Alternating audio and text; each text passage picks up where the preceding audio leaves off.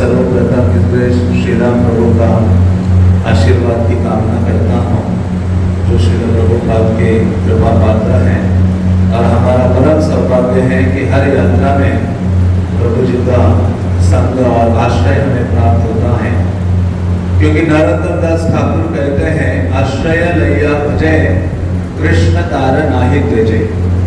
भगवत भक्ति के जीवन में सबसे महत्वपूर्ण होता है आश्रय स्वीकार करना। किसका आश्रय स्वीकार करना? बल्कि चैतन्य महाप्रभु ने तो दो आश्रय की बात की थी।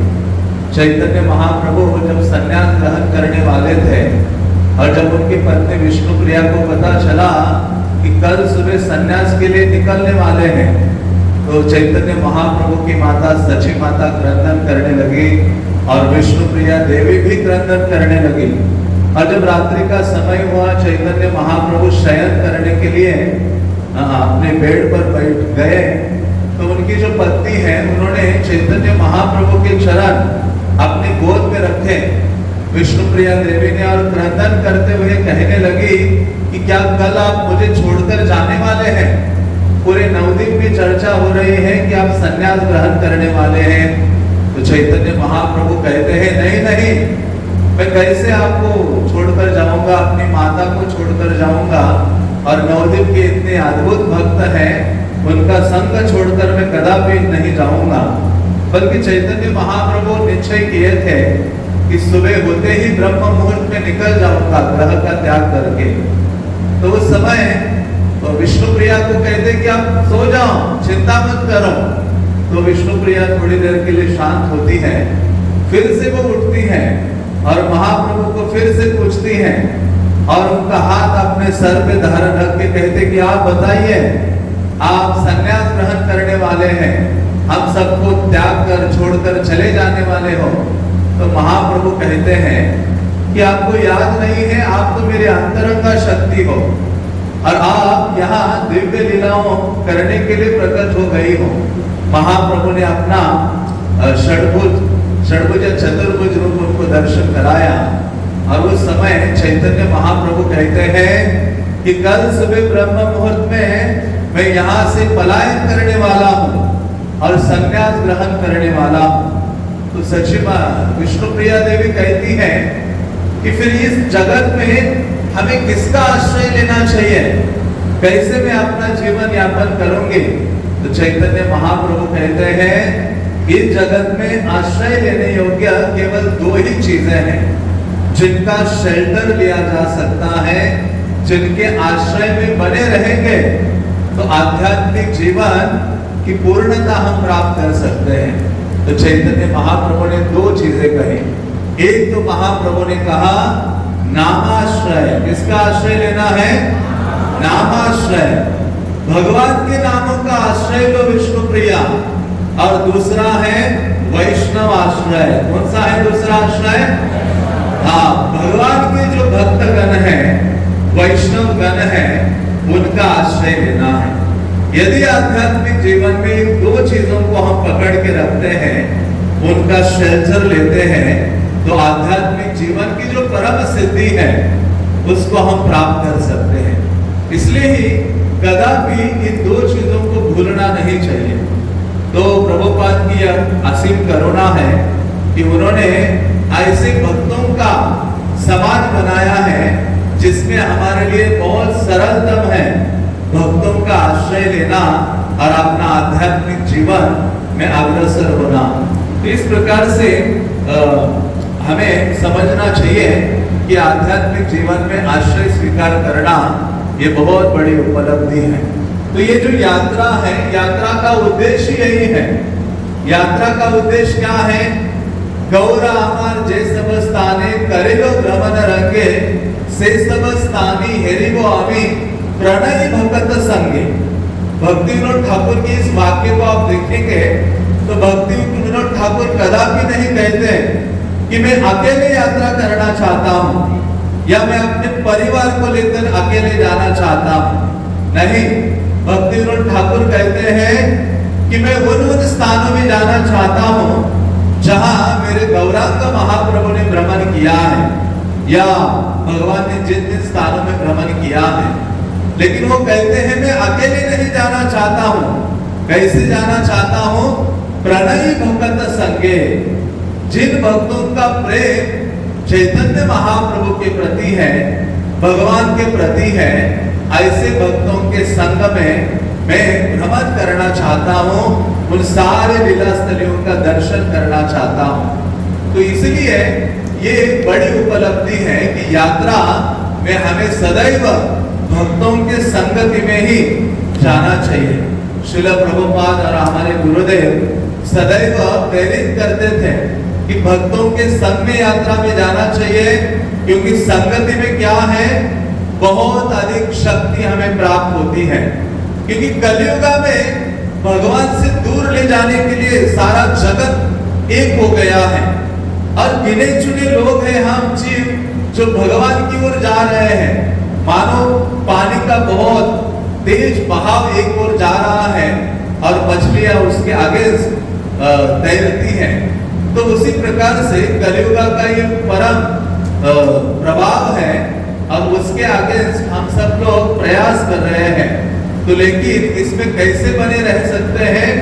भक्तों के संगति में। इसी कारण से श्रील प्रभुपाद ने ये हमें आयोजन दिया है, ये यात्राएं दी है। श्रील प्रभुपाद जी जब अमेरिका से भारत आए तो भक्तों को लेकर वृंदावन के अलग अलग स्थानों में पर्सनली जाते थे भक्तों के संग में। और इसलिए प्रभुपाद ने मायापुर यात्रा, नवद्वीप मायापुर की जो यात्रा है उसकी शुरुआत की है, वृंदावन यात्रा की शुरुआत की है। तो इस प्रकार से ये जो यात्राएं हैं ये आध्यात्मिक जीवन में अग्रसर होने के लिए भी बहुत महत्वपूर्ण है। ऐसा नहीं है कि यात्राओं में जाना केवल स्थानों को दर्शन करके आना, बल्कि यात्रा का उद्देश्य क्या है? शास्त्र कहते हैं यातना त्रायति इति यात्रा। जो यातनावत से हमें मुक्ति प्रदान करे उसको यात्रा बोला गया है। और यात्रा क्या है? शास्त्र तो कितनी यात्रा की चर्चा करते हैं, बल्कि भगवद गीता में भगवान कहते हैं जन्म मृत्यु जरा व्याधि दुख दोषानुदर्शनम। अरे अर्जुन, मेरा दर्शन करने से पहले इन 4 चीजों का दर्शन करो, तो तब हमारा आध्यात्मिक जीवन शुरू होता है। तो यात्रा तो बहुत बाल्यकाल से ही हम उत्सुक रहते हैं यात्राओं में जाने के लिए।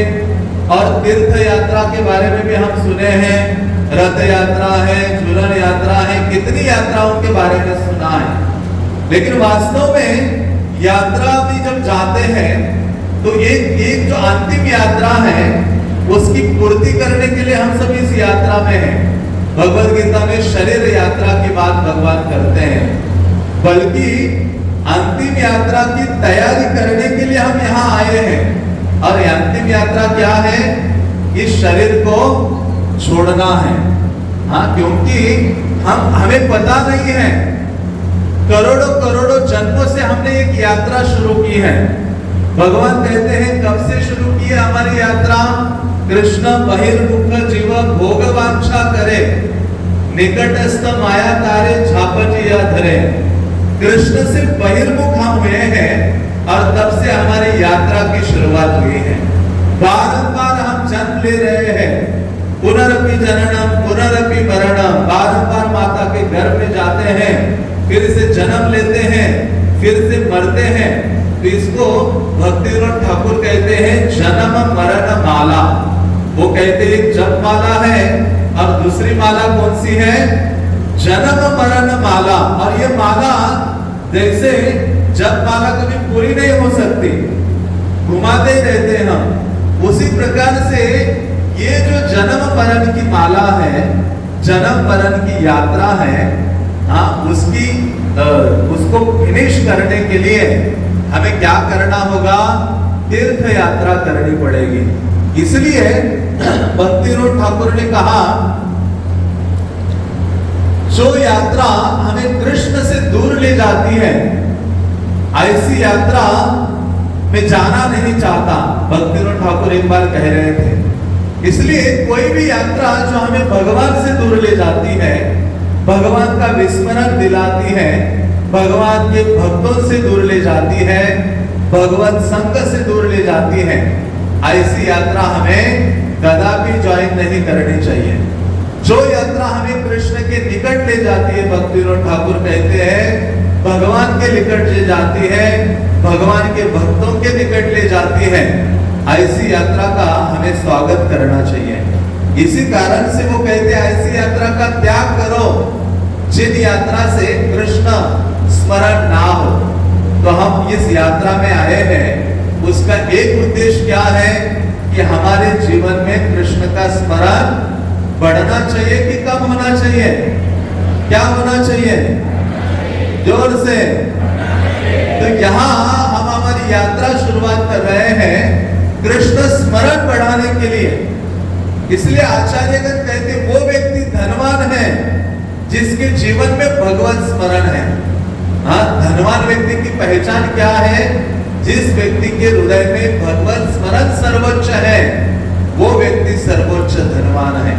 हमें तो कभी कभी जब 16 माला जप करने का समय आता है तब थोड़ा बहुत भगवान का स्मरण होता है, और जब करते करते भी भगवान का विस्मरण हो जाता है।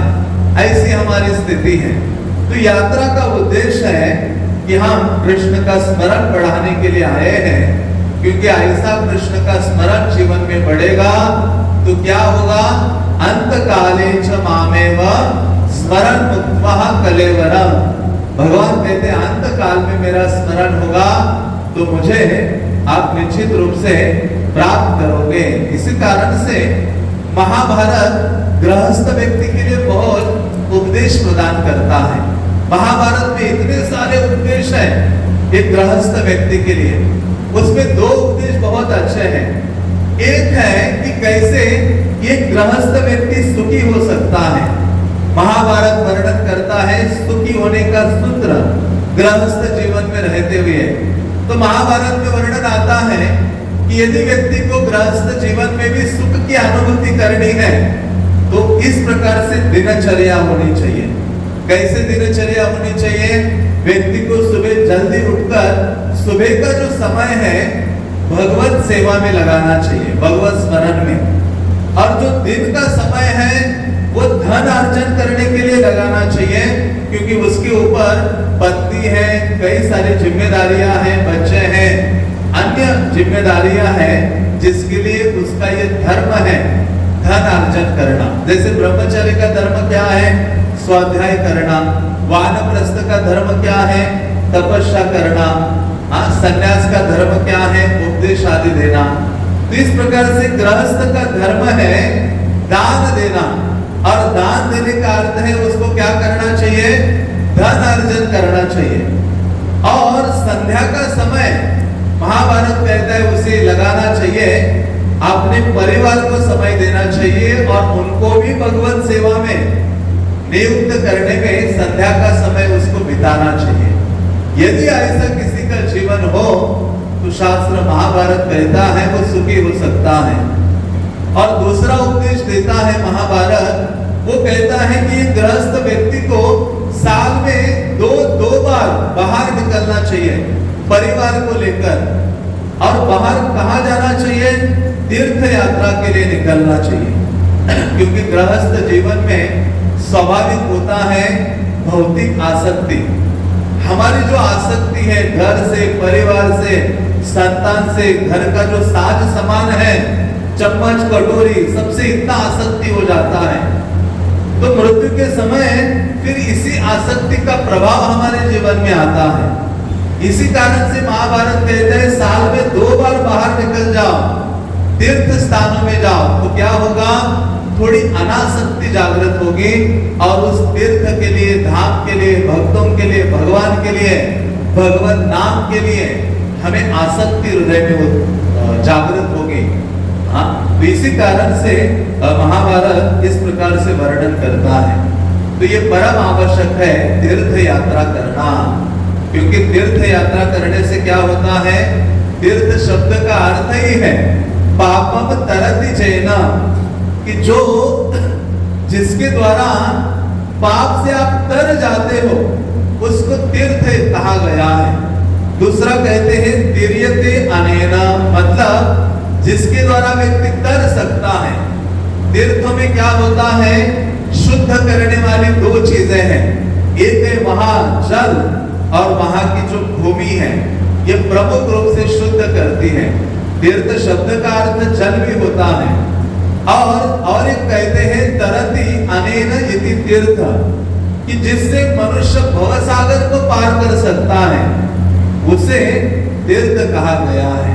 तो ये परम हमारा सौभाग्य है कि भगवान राम की ये जो लीला भूमि है चित्रकूट, जहां हमें आने का परम सौभाग्य प्राप्त हुआ है। शास्त्र कहते हैं परम हमारे जीवन के जो पुण्य हैं वो बहुत पुण्य उदित हो जाते हैं, तो हमें इस चित्रकूट धाम में आने का सौभाग्य प्राप्त हो जाता है। तो ऐसे कई तीर्थ हैं इस जगत में, कई प्रकार के तीर्थ हैं। उन तीर्थों के बारे में मैं बताता हूँ। एक है जंगम तीर्थ। जंगम का अर्थ होता है एक तीर्थ है जो चलता फिरता तीर्थ है। तो चलता फिरता तीर्थ कौन हो सकता है? कौन हो सकता है बताइए? भगवान के भक्त कौन हो सकता है? उसको जंगम तीर्थ कहा गया है, साधु। इसलिए तो आप देखते हैं भागवतम के पहले स्कंद में जब महाभारत का युद्ध खत्म हुआ और धृतराष्ट्र फिर भी पांडवों के घर में पड़ा हुआ है, इतनी बुराई चाह रहा था पांडवों की और अपने सारे संतानों को खो दिया, फिर भी उनकी रोटी के टुकड़े पर पल रहा था धृतराष्ट्र। तो विदुर जो है सारे तीर्थों का भ्रमण करके वापस आते हैं। उनको चिंता की अपने भ्राता युधिष्ठिर की, कहा सब कुछ खो दिया, मृत्यु के बहुत सन्निकट है, फिर भी चिपका हुआ है। विदुर ने कहा इसको घर से बाहर निकालना है मुझे। ये अंधा आध्यात्मिक रूप से भी अंधा है और भौतिक रूप से भी अंधा है, इसकी आंखें खोलनी पड़ेगी। और वास्तव में हम धृतराष्ट्र की तरह ही है, आध्यात्मिक रूप से भी हम अंधे हैं और भौतिक रूप से भी अंधे हैं। आसक्ति के कारण व्यक्ति अंधा होता है। जैसे भगवत गीता धृतराष्ट्र ने भी सुनी लेकिन अंदर पहुंची नहीं। क्यों नहीं पहुंची? आसक्ति का जो पर्दा है उसके कारण वो सुन नहीं पाया। किसके प्रति आसक्ति थी? धृतराष्ट्र के प्रति आसक्ति थी। इसी कारण से आसक्ति के कारण साधु का उपदेश भी पहुंचता नहीं है, टाइम लगता है। तो लेकिन जब विदुर आते हैं और बहुत कठोरता से बोलते हैं, तब वो जग जाते हैं। और जब विदुर आए ना तो युधिष्ठिर महाराज बाहर निकले उनके स्वागत के लिए। और युधिष्ठिर महाराज ने कहा तीर्थी कुर्वन्ति तीर्थानि स्वान्तस्तेन गदावृता, कि हे विदुर जी आप क्या हो, आपको तीर्थ यात्रा में जाने की कोई आवश्यकता नहीं है। आप जैसे महान व्यक्ति जिनके हृदय में गदाधर को आप धारण करते हो और सब जगह भ्रमण करते हो उन तीर्थों को पवित्र करने के लिए। इसलिए जो महान भक्त होते हैं वो सर्वोच्च तीर्थ है। प्रभुपाद जी जब प्रयाग में आए ना कुंभ मेला में, तो उनके भक्तों ने पूछा प्रभुपाद जी आपको तो आने की आवश्यकता नहीं है, आप जैसे महान भक्त जिसने पूरे विश्व के जगत के पतित अधम व्यक्ति को पवित्र कर दिया है। तो प्रभुपाद कहते हैं कि जो भगवान के भक्त होते हैं वो कुंभ मेला में कोई अपने पाप धोने के लिए नहीं आते हैं, गंगा स्नान से पवित्र होने के लिए नहीं आते हैं। वो कुंभ मेला में आते हैं आने वाले सब जगत के लोगों को पवित्र करने के लिए आते हैं। आपने वाणी के माध्यम से, आपने दर्शन के माध्यम से, आपने सेवा के माध्यम से। तो इस प्रकार से जो भगवान के भक्त होते हैं ना वो सबसे बड़े तीर्थ हैं। इसी कारण से भक्ति विनोद ठाकुर कहते हैं, कई बार हम बहुत सोचते हैं कि मुझे यहाँ भी भ्रमण करना है, वहां भी भ्रमण करना है। तो भक्ति विनोद ठाकुर कहते हैं अरे वृंदावन कौन से स्थान को कहा जाता है? भक्ति विनोद ठाकुर कहते हैं जय स्थाने वैष्णव गण से ही स्थान वृंदावन। जिस स्थान में वैष्णव मिले हैं, जिस स्थान में भक्तगण है, वो स्थान क्या है? वृंदावन है। तो इसी कारण से एक भक्त को जंगम तीर्थ अर्थात चलता बोलता तीर्थ कहा गया है। और दूसरा तीर्थ होता है मानस तीर्थ। मानस तीर्थ का अर्थ है कि जो ये दिव्य गुण है, क्षमा है, सत्यता है, दया है, ये इतने सारे जो गुण है ना, ये इन गुणों को अपने जीवन में लाने के लिए यदि हम प्रयास करेंगे तो हम शुद्ध हो जाएंगे। इसलिए उन गुणों को भी मानस तीर्थ कहा गया है। और तीसरा तीर्थ होता है भौम तीर्थ। अब भौम तीर्थ का जैसे शरीर के कुछ अंग पवित्र होते हैं, महत्वपूर्ण होते हैं, उसी प्रकार से पृथ्वी में इतनी बड़ी भूमि है, लेकिन इस पृथ्वी के कुछ ऐसे स्थान हैं जो बहुत पवित्र है। और पृथ्वी की वो जो भूमि है और कुछ जल है, ऐसे विशेष स्थानों का जो बहुत पवित्र है, इसलिए और वो सबको शुद्ध करने का सामर्थ्य रखता है, इसलिए उसको कहा गया है भौम तीर्थ। तो इस प्रकार से कई प्रकार के तीर्थ होते हैं, बल्कि एक अन्य पुराण में तो 4 प्रकार के तीर्थों का वर्णन किया है। एक तीर्थ कहा गया है देव तीर्थ, जो देवताओं ने स्थापित किया है। आप देखो कई सारे अलग अलग देवताओं ने इतने सारे तीर्थों की स्थापना की है। एक है असुर तीर्थ, कई ऐसे असुरों ने तीर्थों की स्थापना की है। एक है अर्श तीर्थ, अर्श मतलब ऋषि, ऋषियों ने कई तीर्थों की स्थापना की है। और एक है मानुष तीर्थ, मनु आदि ने जो तीर्थों की स्थापना की है। तो भारत भूमि ये तीर्थों की भूमि है, बल्कि पुराण कहता है कि भारत तो त्रैलोक्य विस्तृत तीर्थ है। ये जो भारत भूमि है ये तीर्थों से भरा है। इसी कारण से देवतागण प्रार्थना करते हैं कब मेरा सौभाग्य उदित होगा और यहाँ जन्म में ग्रहण करूंगा, और इस कारण से चाहते हैं, शुद्ध होने के लिए चाहते हैं। इसलिए सारी जो तीर्थ यात्रा का उद्देश्य क्या है, मुझे शुद्ध होना है। इसलिए हम यहाँ आए हैं, शुद्ध होने के लिए आए हैं। किसलिए आए हैं? जोर से बोलिए, आपको नींद तो नहीं आ रही है? हाँ, तो हम तीर्थ यात्रा में आए हैं, उसका परम उद्देश्य है शुद्ध होने के लिए आए हैं। तो जब हम यात्रा में आते हैं तो ये भाव हमारे अंदर रखना चाहिए। ये भाव नहीं रहना चाहिए कि मैं महान भक्त हूं, मैं यहाँ शुद्ध करने के लिए आया हूं, मेरे संगति से 2-4 लोग शुद्ध हो जाएंगे। नहीं, हमें ये भावना रखना चाहिए मैं यहाँ शुद्ध होने के लिए आया हूँ। और ये भावना होनी चाहिए कि मेरे जीवन में हर भक्त महत्वपूर्ण है इस यात्रा में। और ये भावना रखनी चाहिए मुझे, इस यात्रा में ये भावना नहीं रखनी चाहिए कि मुझे सेवा स्वीकार करनी है। मैंने धन दिया है और उसके बदले में मुझे क्या होना चाहिए, सारी सुविधा मेरे पास आनी चाहिए, सारी सेवाएं मेरी होनी चाहिए। नहीं, हाँ, तो हमें लाभ प्राप्त नहीं होगा, जो भी हमारे पास है वो भी चला जाएगा। प्रयास ये होना चाहिए कि मुझे सेवा करनी है। क्या करनी है? सेवा करनी है एक दूसरे की। इस प्रकार से जब भावना रखते हैं तो ये जो तीर्थ यात्रा है उसका हम लाभ प्राप्त करते हैं। और दूसरी चीज, तपस्या को स्वीकार करने के लिए यहाँ तत्पर होना चाहिए यात्रा में। बल्कि चित्रकूट की विशेषता क्या है? एक शब्द में, तपोभूमि। चित्रकूट को क्या बोला जाता है? क्या बोला जाता है? बस, अन्य कोई उद्देश्य नहीं है चित्रकूट का। ये तो तपने के लिए यहाँ लोग आते हैं। भगवान राम इस भूमि में अपने चरण रखने के पूर्व हजारों ऋषि मुनि, जिनकी इतनी लंबी लिस्ट उपलब्ध है, कौन कौन से, व्यास आदि से लेकर जाबाली, अत्रि, जितने सारे ऋषि मुनि यहाँ आकर तपस्या करते हैं। ये तपोभूमि है। और उसी तपस्या की भावना को स्वीकार करने के लिए भगवान राम यहाँ आए थे।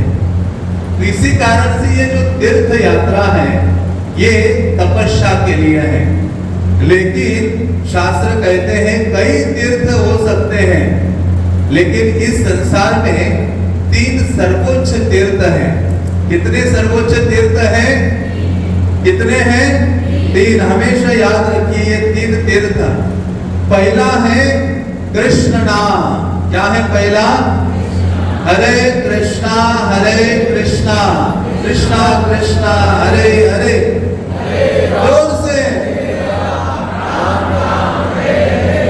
तो शास्त्र कहते हैं तीर्थानाम च परम तीर्थ कृष्ण नाम महर्षया। अरे सारे तीर्थों में जो परम तीर्थ है वो कृष्ण नाम है।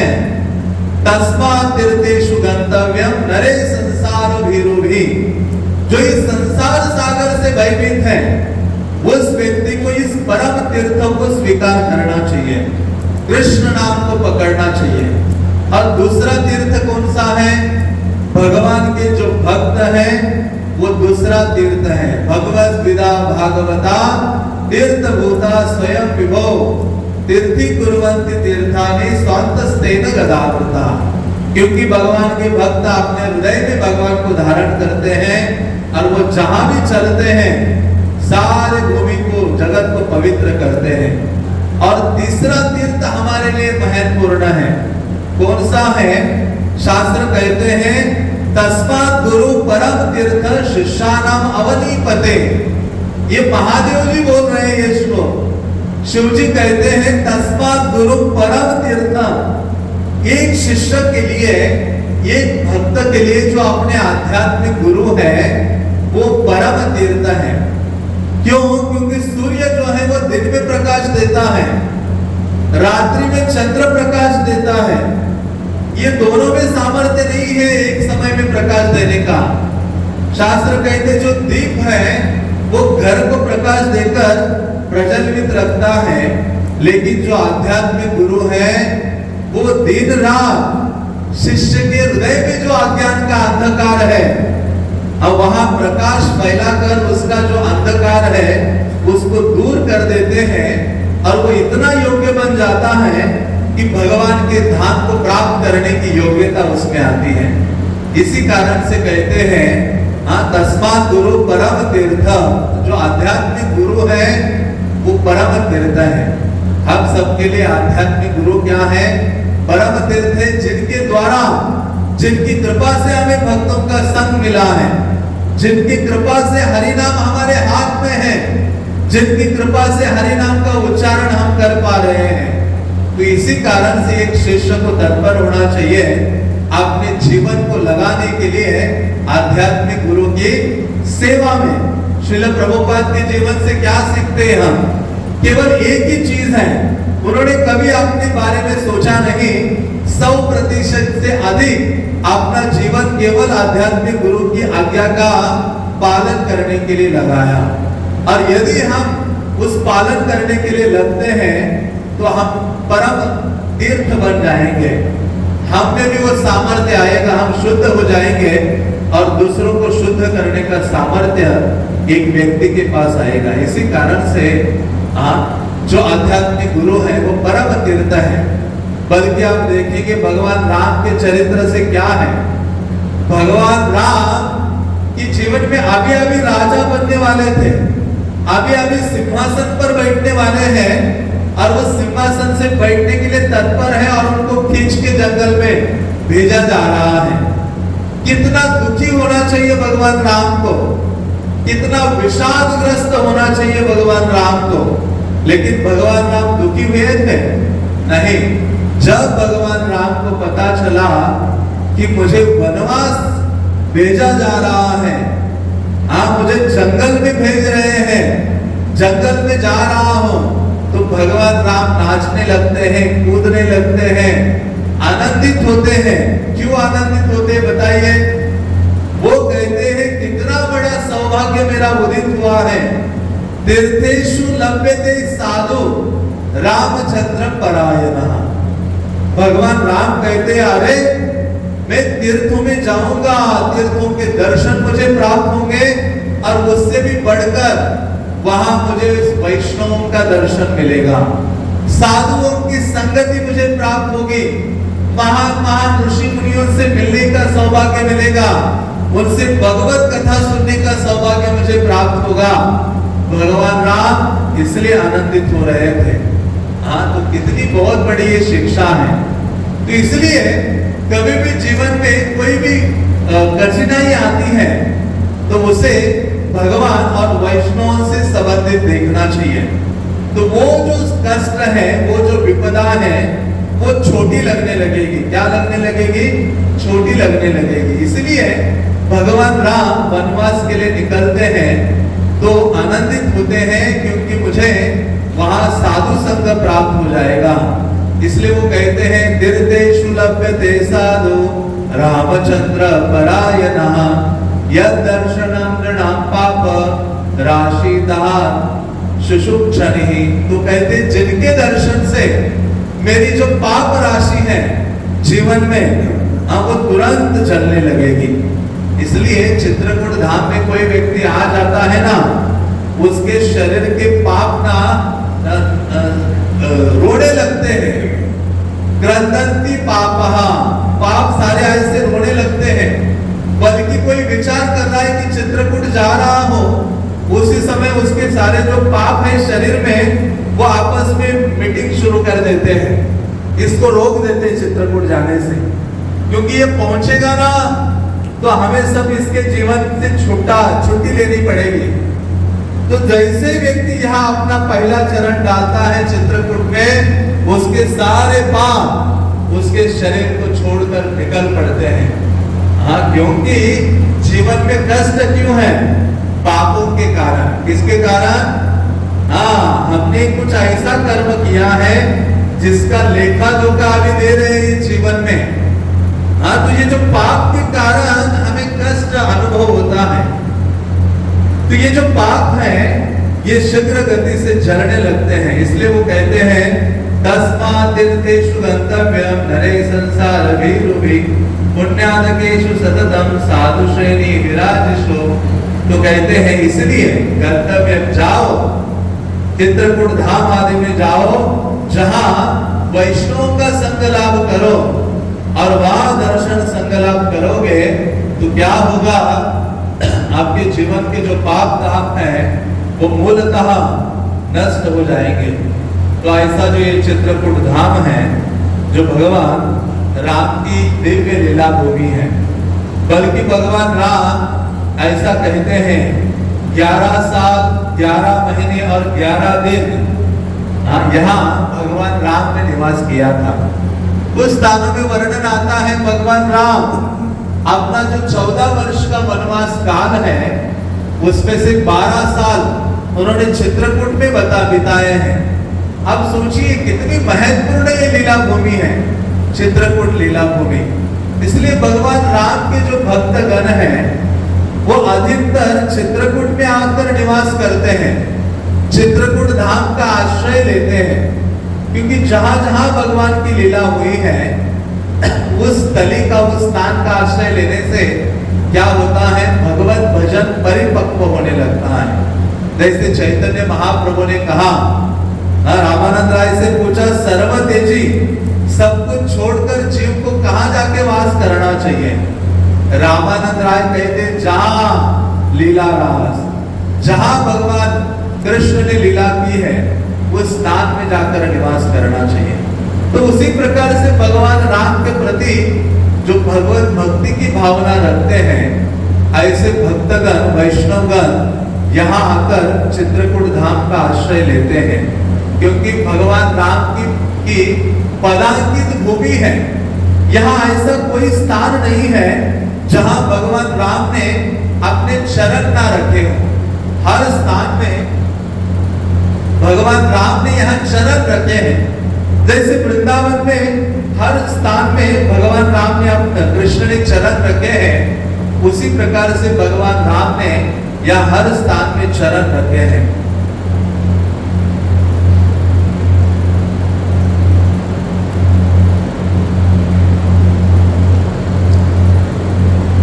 तो ऐसे भगवान राम की लीला भूमि है।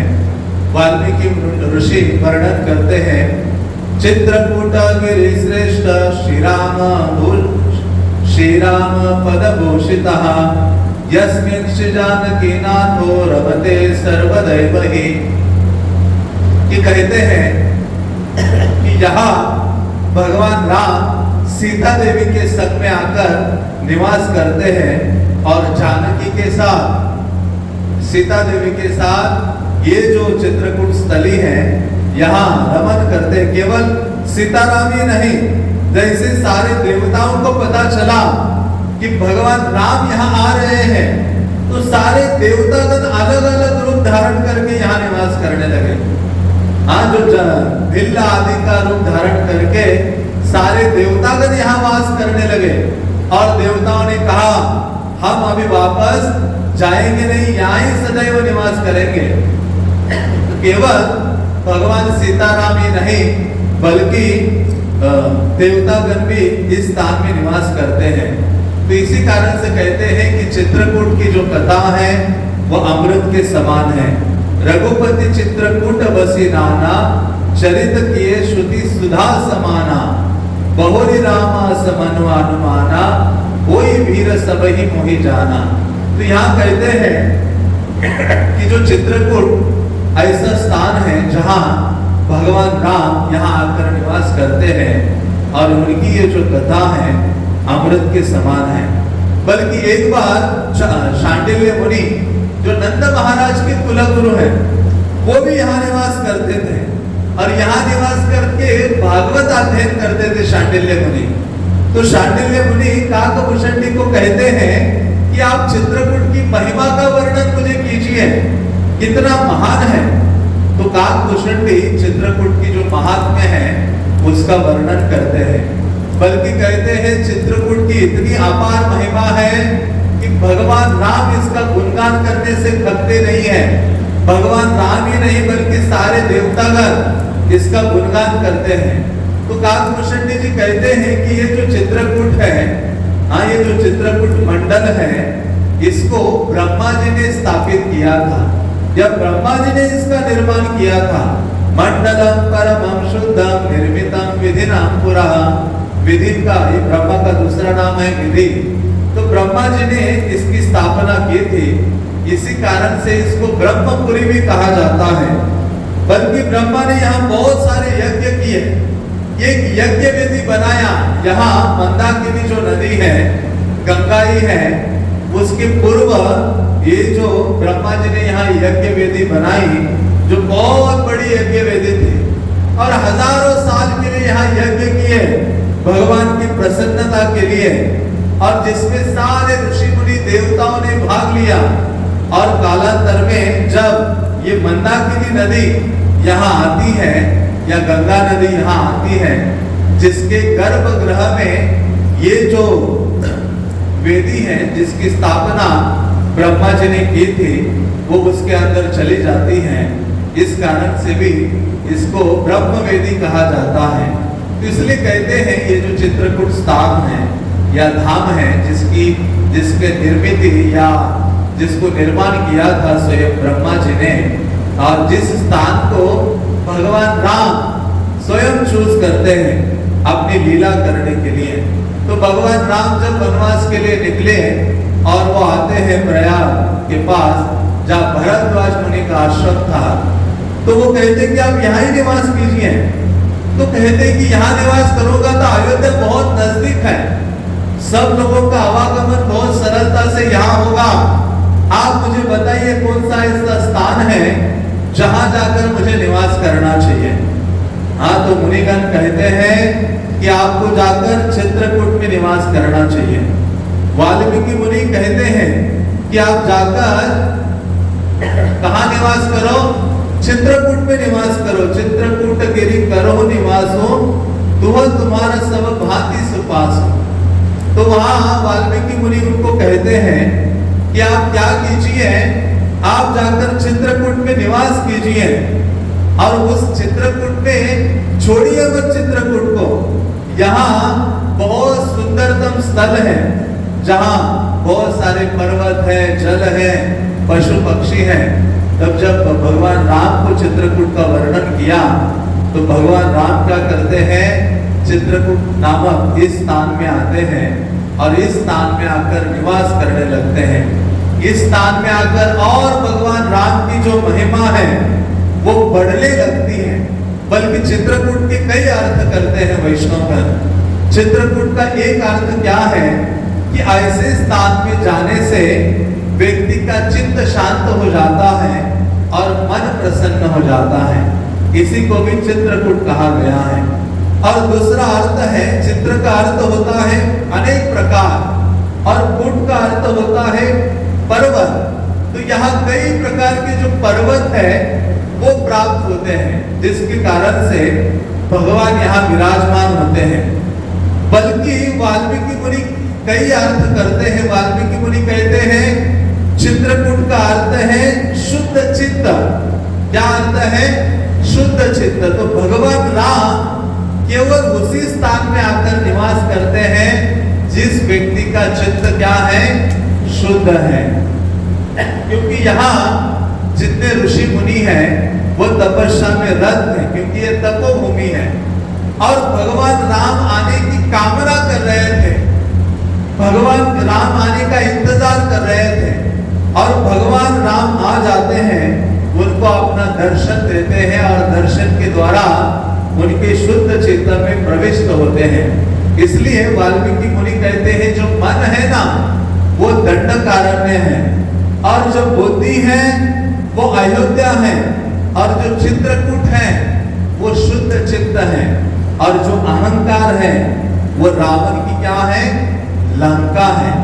जहाँ अहंकार व्यक्ति को आता है मानो वो व्यक्ति लंका में निवास कर रहा है, और जिसका चित्त शुद्ध हो रहा है वो व्यक्ति कहाँ निवास कर रहा है? चित्रकूट में निवास कर रहा है। और समय नहीं लगेगा, भगवान राम उसके चित्त में उदित हो जाएंगे। इसलिए चित्त को शुद्ध करने के लिए हम तीर्थ यात्रा में आए हैं, और चैतन्य महाप्रभु ने तो यही शिक्षा सर्वप्रथम दी है, चेतो दर्पणः मार्जनः। महाप्रभु कहते हैं कि आपके चित्त को शुद्ध करो। इसलिए तुलसीदास जी कहते हैं राम कथा मंदाकिनी चित्रकूट चित्त चारो, तुलसी सुभग वन सिया रघुवीर विहारो। वो कहते हैं चित्रकूट चित्त चारो, ये जो शुद्ध चित्त है जिसमें भगवान राम प्रेम से विहार करते हैं। तो इसलिए हमारा उद्देश्य यही है कि हमारे हृदय को या चित्त को शुद्ध करना है, जिसमें भगवान राम सीता समेत क्या करेंगे? विहार करेंगे। क्योंकि ये जो स्थल है शिव जी का स्थान है। शिव जी यहाँ के क्षेत्रपाल हैं। जो भी भगवान का धाम होता है उसकी रक्षा कौन करते हैं? कौन करते हैं? महादेव करते हैं, शिव जी। वृंदावन में जाओगे तो वहां गोवर्धन में चकलेश्वर है, मथुरा में भूतेश्वर है, काम्यवन में कामेश्वर है, वृंदावन में गोपेश्वर महादेव है। तो ऐसे पंच महादेव वृंदावन की रक्षा करते हैं। तो उसी प्रकार से जगन्नाथपुरी में जाओगे तो वहां नीलकंठ है, कपाल मोचन है, ऐसे कई सारे शिव जी हैं। तो उसी प्रकार से यहाँ मतकेंद्रनाथ जो शिव जी है वो यहाँ निवास करते हैं, और यहाँ निवास करके वो क्या करते हैं? इस क्षेत्र का रक्षा करते हैं, चित्रकूट की। ये उनका क्षेत्र है। तो जब भगवान राम जी यहाँ पहुंचे, यहाँ निकल रहे थे वन से, यहाँ आए, तो भगवान राम भी आगे जा रहे थे और सीता देवी उनके पीछे चल रही थी। सीता देवी प्रयास कर रही थी कि उनके जो चरण है भगवान राम के चरणों पर ना पड़े। भगवान राम के सुंदर चरण चिन्ह अंकित हो रहे थे जहां जहां भगवान राम जा रहे थे, और लक्ष्मण उनके पीछे चल रहे थे। लक्ष्मण ना सीता जी के चरणों जहां चिन्ह थे उसमें भी पाँव नहीं दे रहे थे, ना राम के चरण चिन्ह पर पाँव दे रहे थे। ऐसे करते करते जब यहाँ पहुंचते हैं तो भगवान राम कहते हैं लक्ष्मण ये जो भूमि है मतगेंद्रनाथ शिव जी की है। शिव जी नहीं कहा, उन्होंने कहा मतगेंद्रनाथ जी की है, आप जाओ उनका परमिशन लेकर आओ और उनको याचना करो कि वो हमें यहाँ रहने की अनुमति प्रदान करें। जैसे लक्ष्मण जी गए, यहाँ आप जाएंगे मतगेंद्रनाथ शिव जी का जो मंदिर है, लक्ष्मण जी गए, उनको पता नहीं था शिव जी है और उस रूप में प्रकट नहीं थे। तो उन्होंने कहा मुझे भगवान राम ने भेजा है, वो यहाँ निवास करने के लिए आए हैं, भगवान चाहते यहाँ निवास करो। तो शिव जी ने जैसे सुना, शिव जी तो नाचने लगे, और नाचकर आनंदित होने लगे और बहुत आनंदित थे। लेकिन दो चीजें जब लक्ष्मण ने देखी तो लक्ष्मण को बहुत क्रोध आ गया।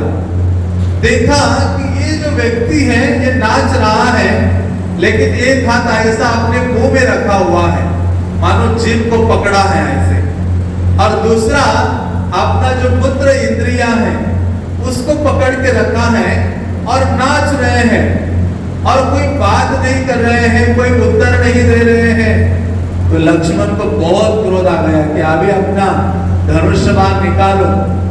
बहुत क्रोधित हो रहे थे, लेकिन लक्ष्मण ने अपना क्रोध कंट्रोल करते हैं और राम जी के पास आते हैं। यहाँ राम घाट पर भगवान राम वहां मंदाकिनी के तट पर खड़े थे सीता देवी के साथ। भगवान ने कहा जाकर आगे, पूछकर आगे, अनुमति प्राप्त हो गई चित्रकूट में निवास करने के लिए। तो जब लक्ष्मण ने कहा मैं वहां गया, अब वो जो व्यक्तित्व थे ना मुझसे बात किए ना कुछ प्रश्न के उत्तर दिए, लेकिन बड़ा विचित्र वो नृत्य कर रहे थे, अपनी जीभ को पकड़े हुए थे और अपनी पुत्र इंद्रिय को पकड़कर आनंदित थे। तो उन्होंने कहा अब मुझे क्रोध आया था, मैं तो उनको मारने के लिए तत्पर हो रहा था। भगवान राम कहते लक्ष्मण तुम जानते नहीं हो वो कौन थे, वो साक्षात शिवजी थे, महादेव थे। तो भगवान मानो यहाँ आए हैं तो भी क्या कर रहे हैं, परमिशन लेते यहाँ रहने के लिए। अभी हम सब यहाँ आए हैं, हमने परमिशन लिया या रहने के लिए? नहीं लिया है। तो यहाँ शिवजी बहुत शिक्षा देते हैं। शिवजी कहते हैं जब चित्रकूट आते हो या किसी धाम में जाकर निवास करना चाहते हो, तो शिवजी ने जो अपने नृत्य से ना बोले लेकिन आपने अंग प्रदर्शन से सिखाया। उन्होंने कहा जब आप यहाँ आते हो तो दो चीजों पर कंट्रोल रखो, एक क्या है आपकी जीवा और दूसरा अपना जो जनन इंद्रिया है, उपस्थ है, आप उन पर कंट्रोल रखो। यही है तपस्या जीवन में। चैतन्य महाप्रभु ने कहा जीवार लालच से जई इति उति धाय शिष्णोदर परायण कृष्ण नहीं पाए। जो व्यक्ति अपनी जीवा की तृप्ति में लगा हुआ है, जीव क्या दो कार्य करती है, जीव या तो बोलती अनाप शनाप कृष्ण कथा के व्यतिरिक्त, कृष्ण नाम के व्यतिरिक्त, और अनाप शनाप क्या करती है, खाती रहती है। इसको कंट्रोल करना होगा। और दूसरा जो भोग करने का जो वेग है उसको वश में करना होगा। इसलिए क्या करना होगा, राम जी ने कहा हे लक्ष्मण शिव जी ये सिखाना चाहते हैं, तब आप चित्रकूट में क्या करो, निवास करो। इस यही चीज है चित्रकूट ही क्या, किसी भी धाम में जाकर आपकी निवास करने की इच्छा है तो क्या करना होगा, जीवा पर वश करके रहना होगा। और दूसरा जो भोग करने की भावना है उसको वश में करके निवास करना होगा। तो फिर भगवान राम सीता देवी के साथ, लक्ष्मण के साथ शिव जी के पास जाते हैं और शिव जी अपने मूल रूप को प्रकट करते हैं और लक्ष्मण आदि आनंदित हो जाते हैं। शिव जी, क्योंकि शिव जी तो भगवान राम के महान भक्त हैं। शिव जी के मुख में सदैव भगवान राम का नाम है। चतुर्मुखे ब्रह्मा बोले कृष्ण कृष्ण हरे हरे, पंचमुखे महादेव राम राम हरे हरे। महादेव अपने 5 मुखों से भगवान राम का नाम लेते हैं। तो भगवान राम को देखकर आनंदित हो जाते हैं और वापस उनको मिलकर आकर भगवान राम क्या करते हैं, यहाँ तुरंत वहां मंदाकिनी में स्नान करते हैं, स्नान आदि करते हैं और लक्ष्मण को कहते हैं अपनी कुटिया का निर्माण यहाँ ही करो। आज वहां मंदिर है जिस स्थान पर भगवान कुटिया का निर्माण करके 12 साल यहाँ उन्होंने लीला की थी, वास की थी। और जो चित्रकूट जो पर्वत है यहाँ गिरी, उसके ऊपर भगवान निवास किए और वहां उन्होंने तपस्या की। अधिक समय उस पर्वत के ऊपर उन्होंने तपस्या की थी। ऐसे भगवान राम जब यहाँ आए तो सारे ऋषि मुनि यहाँ आए, भगवान राम से मिलने लगे।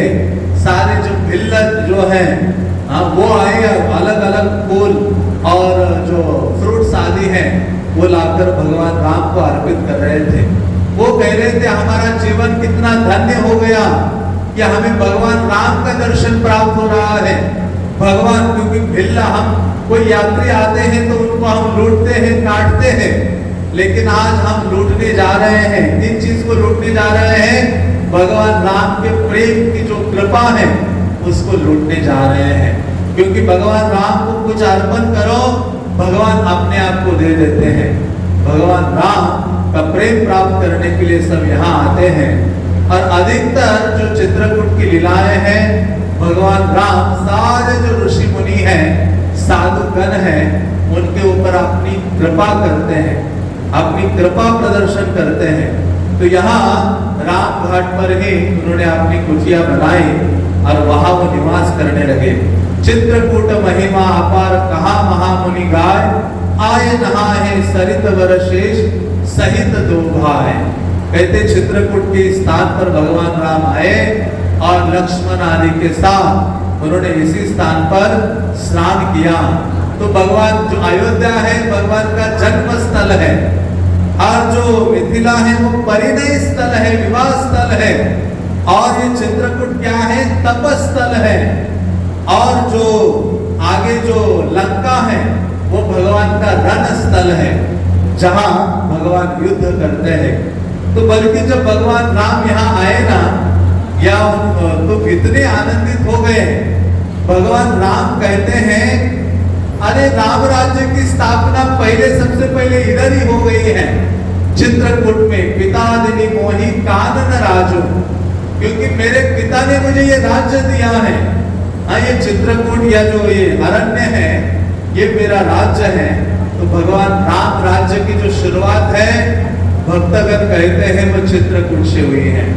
ऐसे राज्य में यहाँ के पशु पक्षी साधु सभी लोग बहुत आनंदित थे। ऐसे भगवान राम ऐसे चित्रकूट में वास किए और सारे देवतागण प्रार्थना करते थे कि कब हमारा सौभाग्य उदित होगा, चित्रकूट में हमें जन्म लेने का अवसर प्राप्त होगा, कब हम यहाँ पशु पक्षी बनेंगे, कब हम यहाँ साधारण कीड़ा बनकर जन्म लेंगे, कब हम यहाँ एक वृक्ष तृण लता बनकर जन्म लेंगे।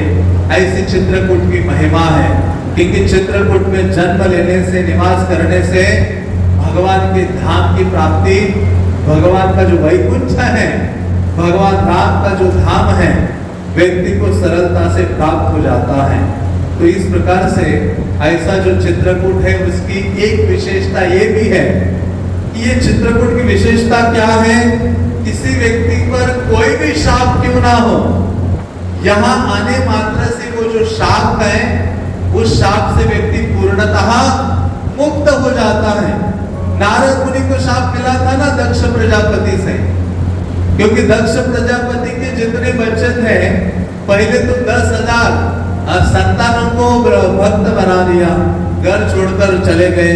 फिर 1,000 बच्चे पैदा किए, उनको भी नारद ने प्रचार किया, वो भी भक्त बन गए, विवाह नहीं किया। और फिर नारद को शाप दिया, अरे मैं जितने बच्चे पैदा कर रहा हो, मैं चाह रहा हूँ संतति पैदा करे, विवाह हो, सृष्टि आगे बढ़े, और आप उनको उपदेश देकर ब्रह्मचारी बनाकर वैकुंठ भेज रहे हो। उन्होंने कहा तुम्हें शाप है, एक जगह तुम नहीं रहने वाले, किसी भी एक जगह। हाँ, तो ये शाप था। नारद मुनि इसलिए किसी एक स्थान में नहीं रह सकते। आप प्रभुपाद जी जब प्रचार शुरू किए, अमेरिका में भक्त बने और इतने युवक जुड़ने लगे, प्रभुपाद ने कहा जो नारद को शाप मिला था ना, वही शाप मुझे भी प्राप्त हुआ है।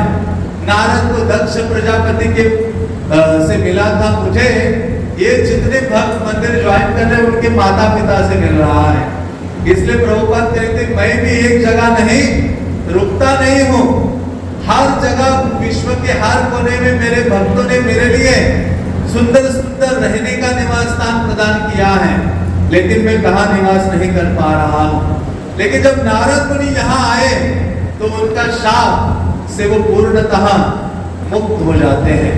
और दूसरी चीज, कोई भी जीवन में विषाद या दुख है, हाँ, शास्त्र कहते हैं चित्रकूट आने मात्र से जीवन में कोई ऐसी विपदा में हम अटके हुए हैं या लटके हुए हैं, उससे या उस विषाद से हम तुरंत मुक्त हो जाते हैं केवल यहाँ आने मात्र से।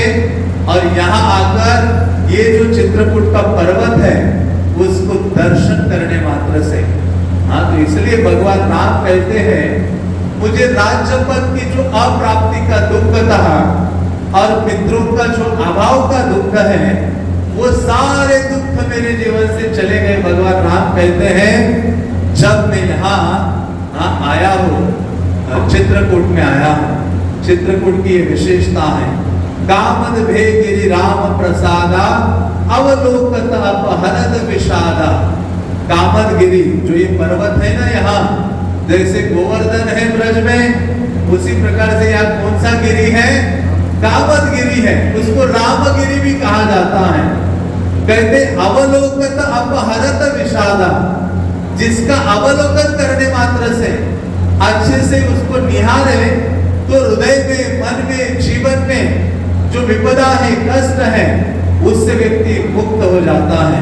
सुकृत प्रवेश करत जय आश्रम विगत विषाद भय पांडवनल। कहते अरे चित्रकूट की महिमा ये है कि यहाँ प्रवेश करने मात्र से आप पांडवों का दुख दूर हो गया था।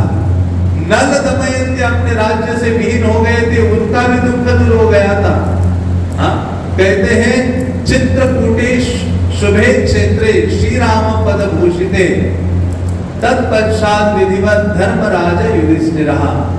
कि पांडवों के जीवन में जितने कष्ट थे वो दूर हो गए थे यहाँ आने मात्र से।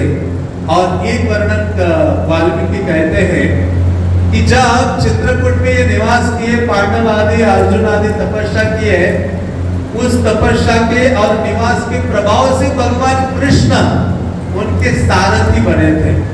सारथ्यत्व को स्वीकार किया था भगवान कृष्ण ने। पांडवों का यहाँ आगमन हुआ था, यहाँ निवास किया था। तो इसलिए चित्रकूट की महिमा अपार है। यहाँ एक रात्रि निवास करने मात्र से भगवान की जो कृपा है हमारे जीवन में हो जाती है। तो ऐसे ये जो चित्रकूट में जो पहाड़ है, गिरी है, वो बहुत महत्वपूर्ण है। हाँ, क्योंकि भगवान राम ने उसके ऊपर बैठकर तपस्या किए थे। और जब लगभग 12 साल हो गए, भगवान राम ने कहा अभी मैं यहाँ निकलता हूँ, क्योंकि यहाँ अयोध्यावासी सरलता से पहुंच रहे हैं। क्योंकि जब भरत को जब पता चला, भरत जब अपने वहां गए थे अपने नाना के वहां, उनको पता नहीं था कि अयोध्या में इतनी बड़ी घटना हो गई है और भगवान राम वनवास के लिए गए हैं। जब भरत वापस आ गए तो सीधा कैकेयी के महल में पहुंचते हैं। देखा जब वो गए थे छोड़कर अयोध्या को, तो जो अयोध्या है नए दुल्हन की तरह सजी हुई थी, लेकिन जब वापस आ गई तो पूर्ण रूप से मुरझा गई थी अयोध्या। और जब कैकेयी के महल में गए तो देखा कि क्या है, हम देखा राजा दशरथ दुखी है, सब जगह क्रंदन का शोर है और कैकेयी एकमात्र आनंदित है। और उसने कहा कि मैंने तो बहुत अच्छा किया है, राम को वनवास भेज दिया और तुम राजा बनने वाले हो, तैयारी करो। ऐसे सुना तो पहली लात मार देते हैं उनको। हाँ, बहुत सारी ये सारी घटना आपने सुनी है। लेकिन शीघ्र गति से जो भरत है भगवान राम को मिलने के लिए निकल पड़ते हैं।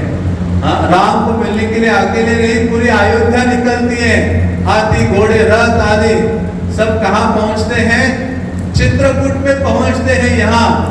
और जब भगवान राम को पता चलता है कि दंडवत प्रणाम करके भरत जी का आगमन हुआ है, तो भगवान राम दौड़ने लगते हैं।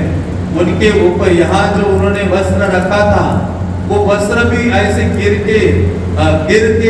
गिर जाता है। वो वस्त्र कहते हैं अरे मुझे राम और भरत के बीच में नहीं आना है, अच्छा है भी गिर जाओ साइड में। और ये जो धनुष्यबाण है वो भी कहते हैं हम भी गिर जाते हैं।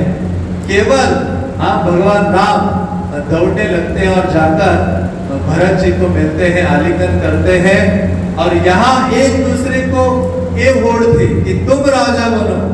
भरत कहते तुम राजा बनो और राम कहते तुम राजा बनो। और भौतिक संसार में क्या है, मैं राजा बनूंगा, ये होड़ है भौतिक भोग की भावना में। लेकिन वहां भगवान राम को राज्य के राजा के रूप में स्वीकार करते हैं और अंततः भरत क्या करते हैं, भगवान राम के चरणों को लेकर चरण पर सुवर्ण की जो पादुकाएं वो लाके रखते हैं। भगवान राम थोड़ी देर के लिए पहनकर उन पादुकाओं को लेकर भरत जी जाते हैं और आजीवन उनकी सेवा करते हैं। तो भगवान राम ने देखा कि अयोध्यावासी यहाँ आते रहेंगे तो यहाँ जो साधुगण, महर्षिगण, ऋषिगण तपस्या में रत है उनको दुख कष्ट होगा, इसलिए अच्छा है कि मैं ये स्थान छोड़कर आगे पदार्पण करता हूँ। और आगे उन्होंने ये भी देखा था एक ऋषि के आश्रम आदि में कि जब वन में यहाँ भ्रमण कर रहे थे तो साधु ऋषियों के हड्डियों का पहाड़ बना हुआ है, तो वो व्रत लेते हैं कि मैं निकलूंगा और असुरों का विनाश करूंगा। तो भगवान राम जब यहाँ से चित्रकूट से निकलने लगे और जिस पर्वत पर वो तपस्या किए थे गिरी के ऊपर, वो पर्वत खड़ा होकर प्रार्थना करता है, हे प्रभु आपके कारण ही तो मैं पावन हूँ और आप यहाँ से चले जाएंगे तो मुझे कौन पूछेगा। भगवान राम खड़े होते हैं और उनको कहते हैं कि अरे तुम्हें क्या, तुम्हें हमेशा पूछने वाले लोग आएंगे यहाँ और तुम आज से साधारण गिरी नहीं हो, तुम्हारा नाम कामद गिरी होगा। क्या होगा? कामद गिरी। कामद ददाति इति कामना या कामम ददाति इति कामना। आप इतने शक्ति संपन्न हो गए हो कि आप सभी की कामनाओं की पूर्ति करने के लिए यहाँ विराजित हो। इसलिए जो भी व्यक्ति आएगा आपकी परिक्रमा करेगा और आपके सामने कोई इच्छा प्रकट करेगा, आप उस इच्छा को क्या है, पूर्ति करने की क्षमता या सामर्थ्य रखते हो। तो इसलिए ये बहुत बड़ी उपलब्धि है। जैसे गिरिराज गोवर्धन की परिक्रमा ब्रज में आकर लोग करते हैं, उसी प्रकार से हजारों लाखों लोग चित्रकूट में आकर ये कामद गिरी की परिक्रमा करते हैं, जो बहुत पावन करने वाला है और भगवान राम की भक्ति देने वाला है, भगवान राम को प्रदान करने वाला है। इसलिए यहाँ जब हम परिक्रमा करने वाले हैं, कल जाकर दर्शन करने वाले हैं, तो कोई भौतिक इच्छा प्रकट नहीं करनी चाहिए, आध्यात्मिक इच्छा प्रकट करनी चाहिए। चैतन्य महाप्रभु ने कौन सी इच्छा प्रकट की थी? महाप्रभु ने कहा था, दास करे वेतन मोरे देह प्रेम धन, कि मुझे क्या करो, अपना सेवक बनाओ और उस सेवा के बदले मुझे प्रेम धन प्रदान करो। तो हमारी आध्यात्मिक उपलब्धि यही है कि हम कृष्ण प्रेम की कामना करते हैं, कृष्ण प्रेम की कामना अपने हृदय में लेकर यहाँ आए हैं। तो जब भौतिक काम होगा तो भगवान राम जीवन में नहीं होंगे, या तो काम चाहिए या राम चाहिए। तो हमें भगवान राम के प्रेम की कामना करनी पड़ेगी। इसलिए नरोत्तम दास ठाकुर कहते, तांदेर चरण सेवी भक्त सनेवास, क्षण में जन्म में हाय यही अभिलाष। यही अभिलाष मतलब यही कामना, यही कामना होनी चाहिए। कुलशेखर जो दक्षिण भारत में महान आचार्य हुए हैं, वो कहते हैं कि प्रभु मुझे क्या बना दो आप, आलापिनम प्रतिदिनम गुरुमा मुकुंद, मुझे आपका नाम कीर्तन करने वाला व्यक्ति बना दीजिए, यही मेरी अभिलाषा है। श्री वल्लभेति वरदेति दया करेति भक्त प्रियेति भवलुंठन कोवेदेति नाथेति नाथ शयनेति जगन निवास। कहते भगवान इतने सारे नामों का मैंने जो उच्चारण किया है ना, मुझे बस ऐसी अभिलाषा है कि मैं केवल आपके नामों का उच्चारण करते रहूं, आलाप करता रहूं आपके नाम का, ऐसा व्यक्ति मुझे बना दीजिए। तो इसलिए हमें कामना करनी है, तो भगवत प्रेम की कामना करनी है। कामना करनी है तो आध्यात्मिक गुरु की भी सेवा करो अपने अंतिम श्वास तक। कामना करनी है तो श्रील प्रभुपाद ने मुझे सब कुछ दिया है भगवत धाम जाने के लिए, मैं उनके आंदोलन में कुछ थोड़ा सा कंट्रीब्यूशन करो अपनी सेवा के माध्यम से, वो कामना करें। आध्यात्मिक जीवन में बहुत शिथिल हो गया हूँ, मुझे शक्ति चाहिए, जप करने की, सेवा करने की, शास्त्रों का अध्ययन करने की, कृष्ण कथा का श्रवण करने की, भक्तों की सेवा करने की, धाम की सेवा करने की, ये सब चीजों के लिए हमें कामना करनी चाहिए और बल मांगना चाहिए। तो इस प्रकार से यहाँ राम बड़े सरल है, इसलिए उनका ये जो पर्वत है उसकी परिक्रमा भी बहुत छोटी है, 5 किलोमीटर की परिक्रमा है। कृष्ण बहुत टेढ़े हैं, उनको प्राप्त करना भी बड़ा कठिन है, इसलिए उनकी गोवर्धन की परिक्रमा क्या है, 31 किलोमीटर की है। तो ऐसे राम बड़े सरल है, उनका जीवन, भगवान राम का जीवन हमारे लिए आदर्शमय है, मर्यादा पुरुषोत्तम है। राम का जीवन हमारे जीवन में उतारना चाहिए। तो इस प्रकार से भगवान ये जो पर्वत है, गिरी है, जिसको रामगिरी भी कहा जाता है, उसकी उनको ये कामना प्रदान करते हैं। ऐसे कहा जाता है कि उस पर्वत के नीचे क्षीर सागर है, और उस जब ज्वार भाटा आता है तो वहां पर्वत का जो मुखार बिंद है, जैसे आप गोवर्धन आते हो तो कई मुखार बिंद है गोवर्धन में, लेकिन भक्ति सिद्धांत महाराज ने का जो मानसी गंगा का मुखार बिंद है वो गौड़िया वैष्णव के लिए मुखार बिंद है।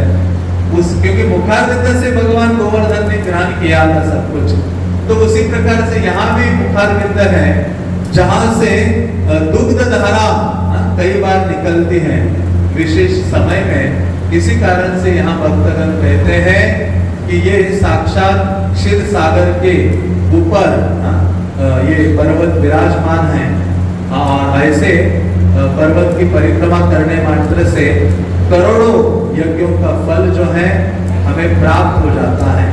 तो इस प्रकार से ये जो प्रयाग, ये जो चित्रकूट धाम है, भगवान राम का निजी धाम है।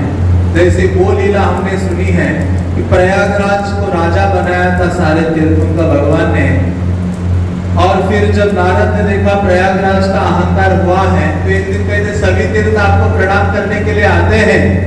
प्रयाग कहते हैं सभी आते हैं लेकिन वृंदावन नहीं आता। वैसी ही लीला यहाँ की भी है।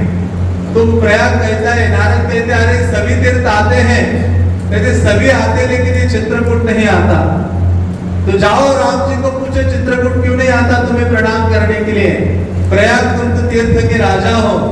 तो जब चित्रकूट, जब प्रयाग आए, राम जी को कहा अरे, तो राम जी कहते तुम्हें मेरे तीर्थों का राजा बनाया लेकिन घर का राजा नहीं बनाया है, ये चित्रकूट मेरा घर है।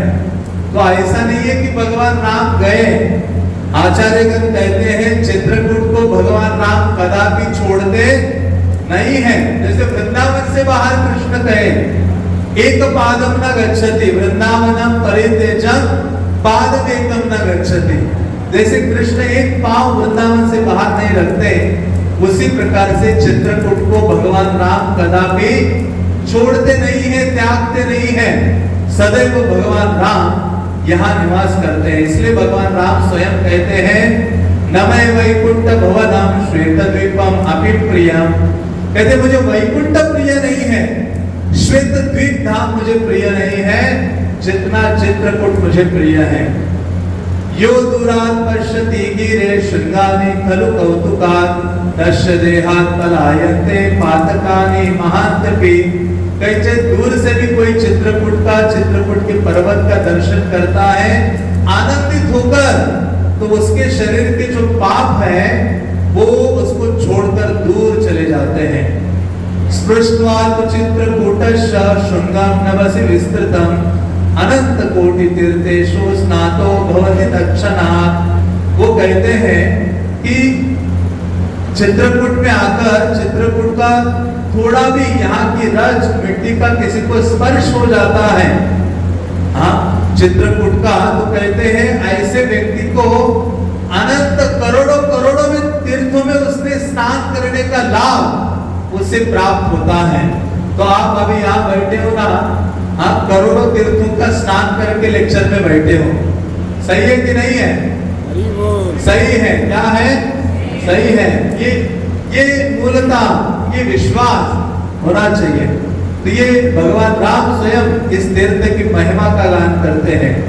दत्ताशु कोटिशो गावा स्नाताशु तीर्थकोटया कृताशु कोटिशो यज्ञा योगयात्रा मनोरजे। कहते जो व्यक्ति चित्रकूट की यात्रा करता है और चित्रकूट में थोड़ा पैदल चलता है, कहते हैं उस व्यक्ति ने करोड़ों गायें दान में दे दी है और करोड़ों तीर्थों का भ्रमण उस व्यक्ति ने किया है और करोड़ों यज्ञ उस व्यक्ति ने कर दिए हैं। हाँ, ये चित्रकूट आकर लाभ है। और कहते हैं आद्रवादी सदा वायु सीतांग स्पर्श सौरभि यम सृष्टा लभते मर्त्यो जीवन मुक्ति अनुत्तमा। कहते हैं जो व्यक्ति चित्रकूट में आता है और उस हवा का स्पर्श जिस व्यक्ति के शरीर को होता है, जिस हवा का स्पर्श सीतांग स्पर्श सौरभि, सीता देवी के शरीर को इस हवा का स्पर्श हुआ है, सीता देवी ने इस हवा का सुख लिया है, ऐसी हवा का स्पर्श जिस व्यक्ति को होता है वो व्यक्ति जीवित अवस्था में ही मुक्त हो गया है। हरि बोल। चित्रकूटम समम नास्ति तीर्थ ब्रह्मांड गोलके यत्र श्री रामचंद्र सो सीताया सहिता सुधी। कहते ब्रह्मांड में चित्रकूट जैसा स्थान नहीं है, क्योंकि भगवान राम सीता देवी के साथ यहाँ शाश्वत रूप से निवास करते हैं। चित्रकूट प्रभावेन वासुदेवो जनार्दनः सायं अकरोतश्च पांडवश्च परात्परः। कि चित्रकूट की सहायता से ही जो पांडव गण है उनको अपने युद्ध में विजय प्राप्त हो गए थे और उनके जीवन में वही राम कृष्ण बनकर अर्जुन के रथ पर सवार हो गए थे। और कहते हैं चित्रकूट यहाँ आने का लाभ क्या है, परम लाभ क्या है। एवं प्रभाव भगवान चित्रकूट गिरीश्वरः यस्या दर्शन मात्रेण हरिं चित्तम समाविशत्। कहते हैं एवं प्रभाव भगवान चित्रकूट गिरीश्वरः। जो व्यक्ति चित्रकूट आता है, इस धाम का दर्शन करता है, उस गिरी की परिक्रमा और दर्शन करता है, तो क्या होगा, यश दर्शन मात्रेण हरिं चित्त समाविशे। ऐसा दर्शन करने से उस व्यक्ति का जो चित्त है वो भगवान में पूर्ण रूप से लग जाएगा। कोई उस चित्त को खींचना भी चाहेगा ना तो भी नहीं खींच पाएगा, ये विशेषता है। तो ये परम परम लाभ है कि भगवान हरि चित्त समाश्रय, हरि में आपका चित्त लगेगा। क्षत्रंसि चित्रकूटाभ्याम पालेषाम सर्वदा यस्मिन् व्रताम जीवगुणान् वैकुंठम प्रशामि च। कहते चित्रकूट में जिस व्यक्ति को मरण भी प्राप्त हो जाता है वो व्यक्ति वैकुंठ की प्राप्ति करता है।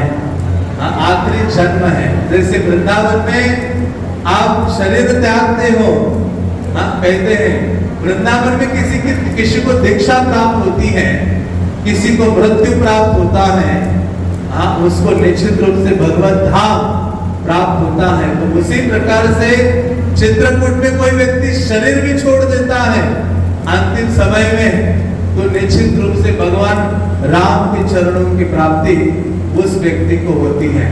इसलिए राम भक्ति प्राप्नुवन्ति चित्रकूटे नामतः। अब देखिए बिल्कुल वृंदावन की तरह है।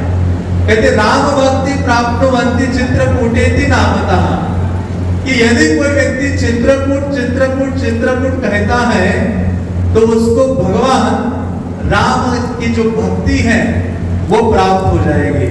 तो आप बोलिए मेरे पीछे, चित्रकूट चित्रकूट चित्रकूट। मुझे लग रहा है आपको बहुत भूख लगी हुई है, पूरी सब्जी से कुछ हुआ नहीं है, अच्छा खासा असर नहीं पड़ा है। थोड़ी गहरी सांस लीजिए, जय श्री राम। सीधा बैठिए। अभी भगवान राम के स्थान में आए हो, अरे जिनकी सेवा वानर ने की है, बंदरों ने की है, हम राम के बंदर होने के लिए तैयार रहना चाहिए। ये पूरी हमारी यात्रा राममय यात्रा है, बंदरों का भाव होना चाहिए। जहां सदैव बंदरों ने कभी नहीं सोचा राम जी आपकी सेवा करेंगे तो रहेंगे कहाँ, खाएंगे कहाँ, कपड़े कहाँ पहनेंगे, फल मिलेंगे नहीं मिलेंगे, बस जय श्री राम बोलते हुए कूद रहे हैं। जहां भी उनके लीडर बोले कूदो, वहां क्या कर रहे थे बंदर, क्या कर रहे थे, कूद रहे थे। इसलिए ये वानर सेना है।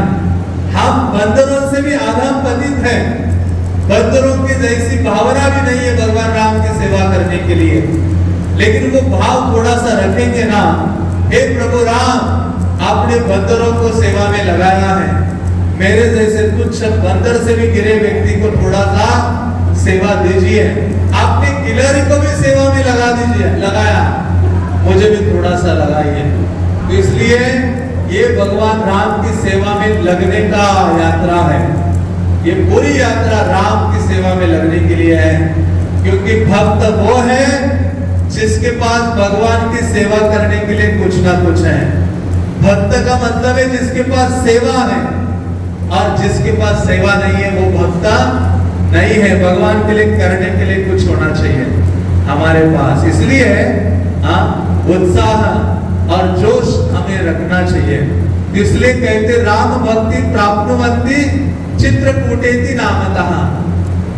चित्रकूट बोलना है आपको, एक साथ बोलेंगे हम, चित्रकूट चित्रकूट चित्रकूट चित्रकूट चित्रकूट। अभी प्रभु जी लोग बोलेंगे, और मैं देखना चाहता हूँ कितना आवाज यहाँ है, भूख इनको लगी है या इनको लगी है, पता चलेगा। ठीक है, अभी प्रभु जी लोग बोलेंगे जोर से, बोलिए और एक बार। अभी माताओं का आवाज सुनिए आप लोग ध्यान से, 1 2 3।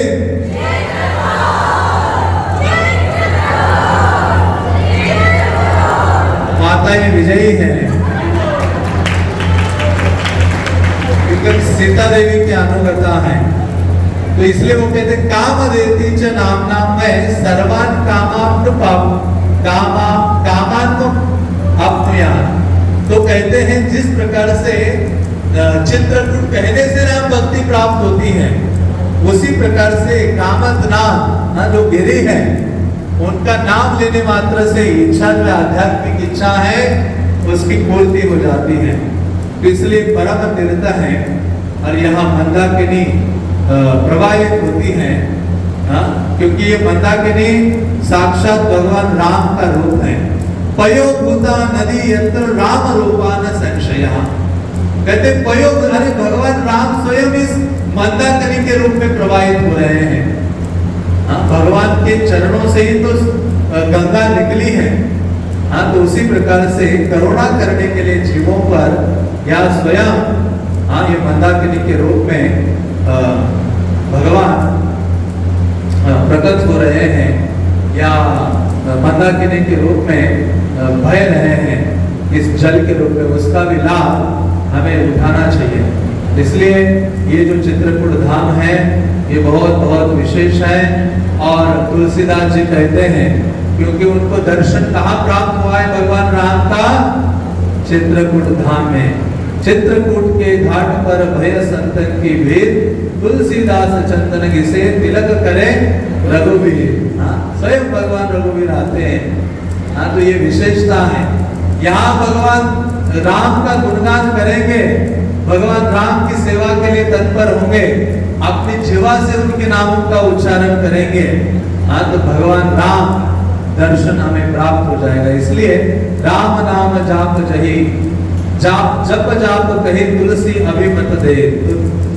तुलसीदास जी कहते हैं कि भगवान राम के नामों का आश्रय लेकर मैं आ रहा हूँ चित्रकूट में, और जिसके कारण से क्या हुआ, भगवान का जो परम दर्शन है वो प्राप्त हो गया। इसलिए नामाश्रय, चित्रकूट में आते हैं भगवान नाम का आश्रय लेना चाहिए।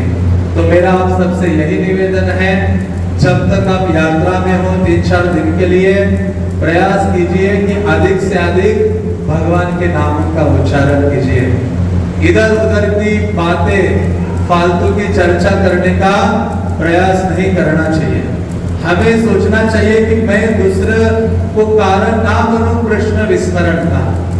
मैं ऐसे विषयों को छेड़ू ही नहीं जिसके द्वारा दूसरी की मति कृष्ण से दूर हो जाए।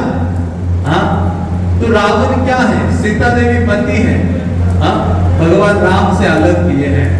तो हमें कारण नहीं बनना चाहिए कृष्ण विस्मरण का। हमें प्रयास करना चाहिए एक दूसरे को कृष्ण का स्मरण प्रदान करें।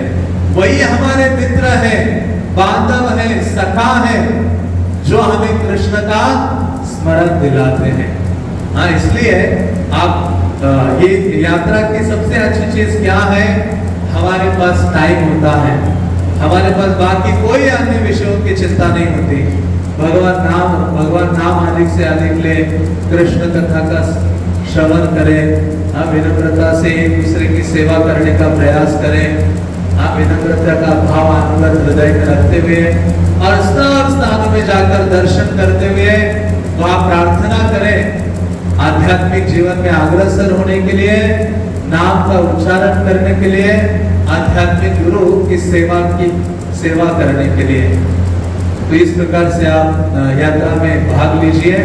हरे कृष्णा कृष्णा कृष्णा हरे हरे, हरे राम राम राम हरे हरे।